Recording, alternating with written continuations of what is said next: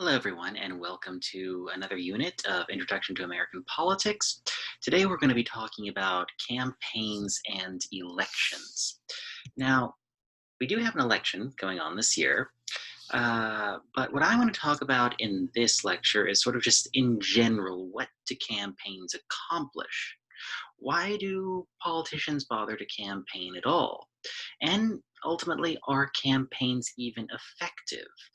I imagine in this year's election, those of you who are Trump supporters, there's very little Biden could do to change your mind. Those of you who are Biden supporters, there's very little that Donald Trump could do to change your mind. So, why do politicians campaign? We're going to talk about that today. Now, what's interesting is that because of the nature of a two-party system, and we have primaries in our system, often we get candidates who are not representative of the center or median voter. According to Anthony Downs, politicians that are at the center of the ideological spectrum should have the best chance of winning because that's where most voters are. Now, primaries, however, are when the most loyal party activists uh, can actually come together and vote on their nominee. So, what effect does that have on the candidates that actually make the general election? And how does that change their behavior? Most voters decide well in advance of election day who they are going to vote for in the first place. So, even after candidates win their primaries, the centrist voter, have they already made their minds up well before that? So do campaigns actually matter all that much in national elections? And does negative campaigning work? There are two kinds of campaigning: either vote for me or don't vote for the other guy. Now, most candidates like to say vote for me, but there's still a question as to whether negative campaigning works, whether simply saying don't vote for the other guy is actually effective. So why do we have elections in the first place? Well, the idea is that as a voting public, we all have preferences when it comes to policy. There has to be a mechanism in place by which to translate those public preferences into policy. And office holders are the mechanism by which we implement policy. So choosing those office holders determine the policy direction of the country. It is our way of translating and aggregating individual level public preferences into policy. And the idea is also that when you have a very lengthy and demanding campaign season, it puts office holders and candidates through a lot. They're under constant scrutiny, often, though not always, having to disclose personal and financial documents, and their entire lives are open to public discourse. The idea behind elections is also that they serve as a sort of crucible through which only the most highly qualified and deserving candidates could actually survive. In theory, anyway. Obviously, there are people that feel that there are exceptions to that rule, but that's the general theory behind the idea. And really, American style elections have a pretty good record at weeding out some less than desirable candidates. Now, as I alluded to before, you know, because these office holders are seeking to gain the most votes, most voters are at the center of the ideological spectrum, so candidates should move to the ideological center.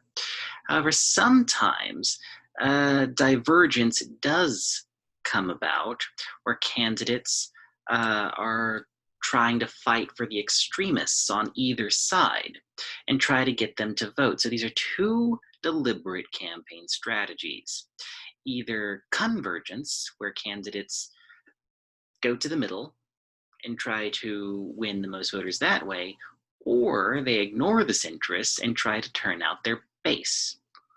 Now, it used to be that candidates would try to build up as much of the vote as possible. They would try to build these broad coalitions, trying to garner as much of many of the voters as they can in order to earn some sort of policy mandate that they can go to the public and say, look at all these people. There was a consensus of voters that voted for me.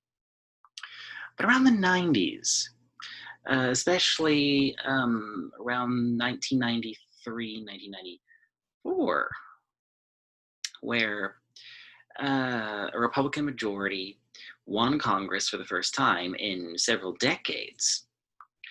And in essence, figured out that 51% wins elections just as much as 80 or 90% of the vote wins elections. And so it started a pattern that continues to this day, where rather than trying to converge on the median, they try, each side, Democrats and Republicans, try to mobilize their base and essentially try to outvote each other. So here we see an example of how divergence can occur. Imagine this blue line, so the lighter blue line across the screen represents the ideological spectrum. There are people in the blue who are more democratic, more liberal in their thinking, the people in the red that are more conservative in their thinking. Now, it tends to be that primary voters are the die-hard party activists, the loyalists, the people that would even be aware that there's a party primary going on. And those tend to be the voters that actually turn out to vote. And they might be tempted to vote for the most ideological candidate in their party, or the most representative of that wing of the party. And so you might end up with two quote unquote extremist candidates, relatively speaking. However, even when divergence does occur in that fashion, the general pattern is once the general election campaign season starts, those candidates attempt to moderate a little bit, not a lot, certainly not as much as they used to. But this is an issue because the general voting public occupies spaces across the ideological spectrum, and most of them are in the center. So candidates are kind of in a tough position where most voters do tend to be in the center. Partisanship and polarization is at a high mark right now, but partisan identity is different from ideology. People might be diehard Democrats or diehard Republicans, but ideologically, most people are still at the center. And so what politicians tend to do now is rather than trying to attract those ideological centrists, they utilize party label, party identity in order to mobilize loyalty to the party or anger with the opposition party in order to mobilize their own voters. So there's a big reason why you might get very divergent candidates rather than two candidates in a general election that try to ideologically converge on the center. As I discussed, there's the role of primaries. Primaries tend to bring out the more extreme voters. There can be variations on this theory, open versus closed primaries. Open primaries are by definition open to all voters. Closed primaries, you have to register with the party ahead of time in order to be qualified to vote. In the presidential election, there's big issue with the fact that New Hampshire and Iowa are the first states to go. These are among the least diverse, least representative state populations in the country. And yet both parties, these are the states that go first. And so this, some argue, is a problem of front loading, where the least diverse states go first in a presidential primary. Now, there's been a lot of efforts to move more diverse states up on the primary schedule. In 2020, you saw that with the Democrats moving states like New Hampshire, Texas, South Carolina up in the primary calendar. But there are other explanations as well for why we might get party polarization. Gerrymandering is one, where state legislatures draw districts that benefit one party or the other so that candidates are relatively safe in their districts as long as they are a member of the right party. Pretty much gives them leeway to go to the extremes of their party, to mobilize their base. Fundraising and advertising advantages also tend to play a role. Fundraisers, donors tend to be more attracted uh, to ideologues, especially small donors. Big donors, corporations actually tend to give to everyone. They tend to be rather bipartisan in their donations. However, small donors, individuals, tend to be more ideological, and a lot of candidates try to attract small donors, a lot of small donors, by mobilizing their ideological base. There's also difficulties with strategic voting. What I mean by strategic voting is perhaps you have candidate A in a primary election whom you really like, but you just don't think they have a chance at winning. So you go with candidate B, who you like less, but you think they have a better chance at winning, and you want someone who can beat the opposition candidate. This can result in, you know, some confused calculus on the part of voters because uh, typical voters don't tend to be that sophisticated in terms of making these sorts of political calculations. So because of that, on a wide scale, we can end up with some pretty wonky election results. And of course, all of these have implications for policy directions in this country. Now, as I said, in the general elections, it's all about a battle for independence. Party identifiers, people who are Democrats, people who label themselves Republicans, tend to be pretty firm in their decision making. Now, in the typical presidential and midterm election, about 30% of the voting population remains undecided about 3 months from the election. The idea is that candidates will appease their base in the primaries, but then moderate in the general election. But one huge exception to that, and the one that people always point to whenever we discuss candidate moderation in a general election, is the 2016 election. There were many calls for then candidate Donald Trump to moderate his rhetoric, but instead, he continued to essentially run the same candidacy that he ran in the primaries, and ultimately he won. So it sort of called into question the conventional wisdom of appeasing one's base in the primary, but then moderating in the general election. So that's the purpose of what candidates are trying to do and how we can end up with the types of candidates we have in elections. But what do campaigns actually do? Well, this may sound simple, but obviously a campaign is to promote the positive qualities of your candidate and to promote his or her issue positions. Sometimes, not too infrequently, it's also to criticize the opponent, whether their person, their policies, or their previous performance in government. They often involve attempts to differentiate between your candidate and the opposition candidates. Occasionally, this does involve personal attacks on character. Sometimes they're fair, sometimes not.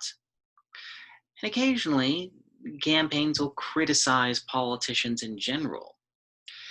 There is this thinking amongst a lot of politicians that voters simply don't like politicians. So they try to differentiate themselves not only from their opponent, but from what they think their voters perceive as the typical politician. Certainly, you saw this with the Trump campaign, where he ran as an outsider, and to some degree, he's running his re-election campaign as a Washington outsider despite being the incumbent. These days, as I alluded to you in the introductory lecture, ads are the name of the game, especially during a pandemic when rallies may not be the best idea. Political ads, whether on television or on social media, are going to be the way that I think a lot of the 2020 campaign goes down. Now I'm going to link these ads in Canvas so that you can watch them later. I'll put them at the end of the module.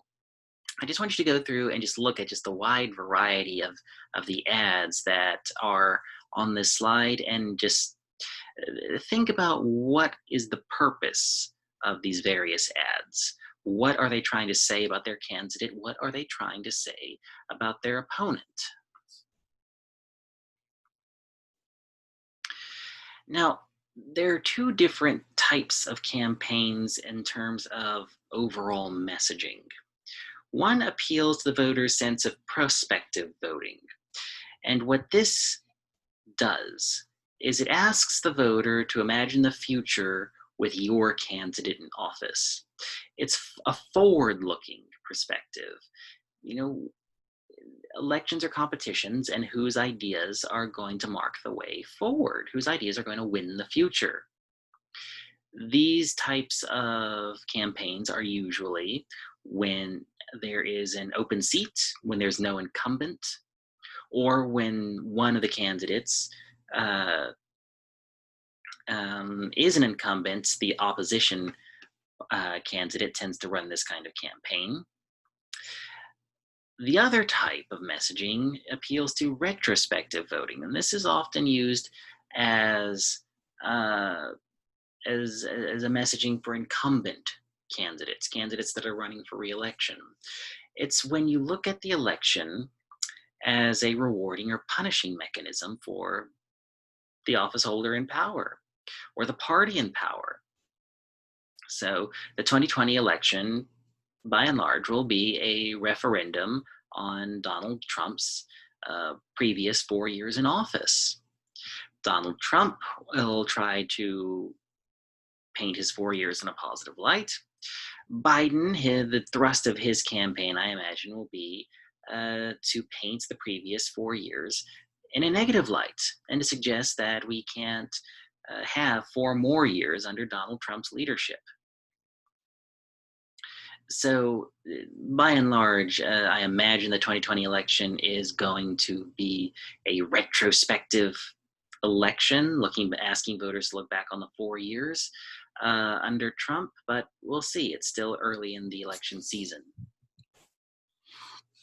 What kinds of techniques do campaigns use? Well, traditionally speaking, door-to-door canvassing actually tends to be the most effective method. Like I said before, anything can happen, but the conventional wisdom is that during the coronavirus pandemic, door-to-door canvassing, sending people and volunteers out into public spaces might not be the best idea. So we'll see if any door-to-door canvassing actually happens. It is traditionally the most effective method at mobilizing voters. The idea being that when people actually talk to a person and talk about voting, make a plan to vote, they're more likely to do so because they've essentially promised a person to their face that they're going to vote. And so it tends to motivate voters a bit more than a phone call or an email. Media is traditionally seen as not having too big an effect wide scale, though, like I said, that might be the major way that campaigning is done these days. Internet and social media will play a huge role, especially Twitter, which is President Trump's primary mode of communication between him and what he sees as between him and the voters, unfiltered through the media. And, there will be television debates.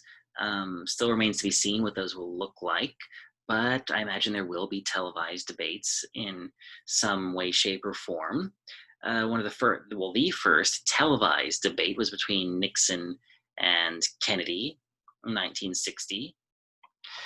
And one of the big reasons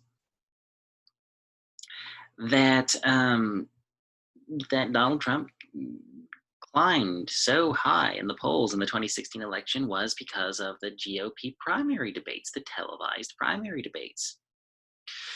He managed to command a field of 16 candidates.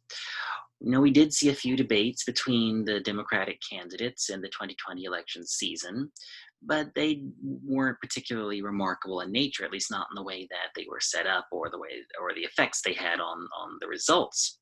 The 2016 GOP primaries, however, were, I think, an example of how televised primary debates really did have an effect on the outcome. Now, negative campaigning, does it have an effect? Evidence is mixed. If it does have an effect, it's mostly minor, but it rarely has an effect on opinion, and there's mixed effects on actual mobilization.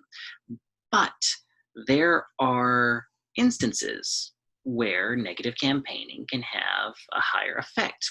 The timing can be very important if it comes at a very sensitive time for a candidate. Whether or not the opponent or the person on the receiving end of the negative campaigning has an appropriate response that's convincing.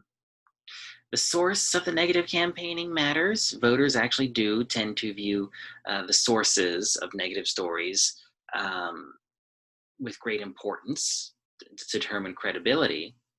And whether or not the issue on which the negative campaigning is hitting back at the opponent, how important it is matters. If it's something that the public quite simply doesn't feel is all that salient, it doesn't tend to have an effect.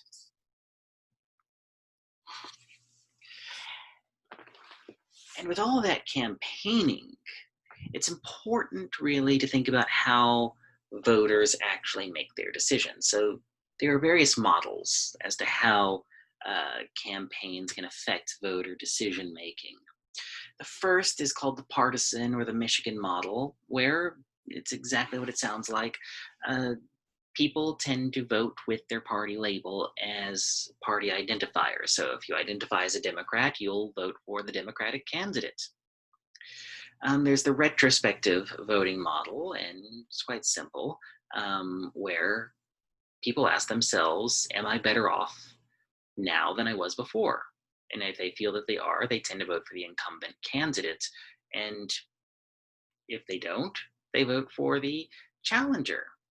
This is a largely nonpartisan model. It assumes that voters are not loyal to a particular party, but rather to their own well-being, and whether it be financial, sociological, or otherwise. There's the spatial model, which again, party is a part of it, but it's not the whole part of it, where